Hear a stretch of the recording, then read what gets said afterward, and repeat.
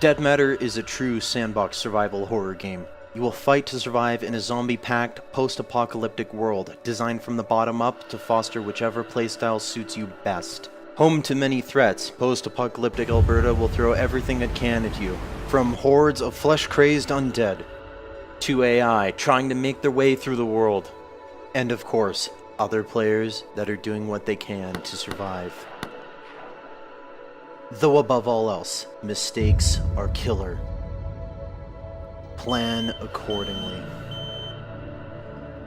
Our massive world is based on Alberta, Canada, and it is designed to deliver an immersive world that is packed full of landmarks begging to be explored. We've developed a huge variety of procedural generation tools with artist control in mind. These tools allow our very small team of artists to deliver a large, detailed, and immersive world. All of the tools we are currently showing will be available to the modding community. In addition to procedural generation tools that we created, we also created a metagame system that helps us keep our massive 400 kilometers squared world fresh and interesting. The metagame manages the loot economy, the electricity and water flowing through the map, trees that have been chopped down, potential sources of contamination for resources, as well as the weather, including a season cycle. AI and zombie movement are also tracked via the metagame and can trigger events, especially if there's a large group or horde present. These events can be interacted with and will result in potential rewards or penalties depending on your actions. Our largest design goal is replayability. Experienced players, especially those that enjoy the PvE and cooperative elements of our game, will find every session to be different from the last. This is important because we want to play our game too. There is also a variety of buildings that you can choose to reclaim in order to aid your long-term survival. This quiet, unassuming suburban home is our first example of a building that you can reclaim. That, yes, you can move furniture around, you can place lights, lanterns, generators, anything, even barricade your own windows the way that you want.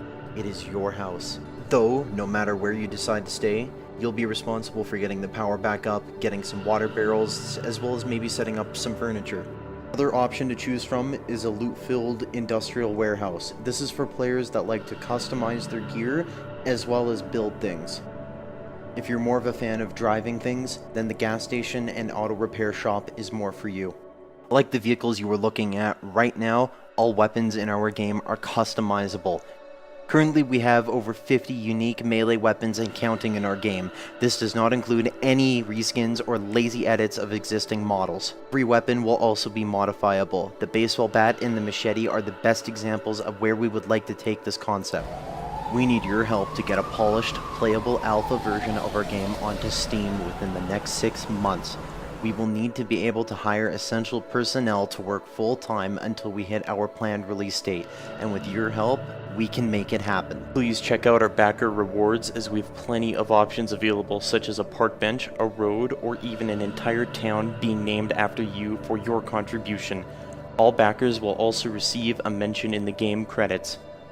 We take your support and voice seriously, so drop any suggestions, ideas, or thoughts you might have on our forums or social media, where we plan to communicate development progress, including vlogs, screenshots, and community QA sessions.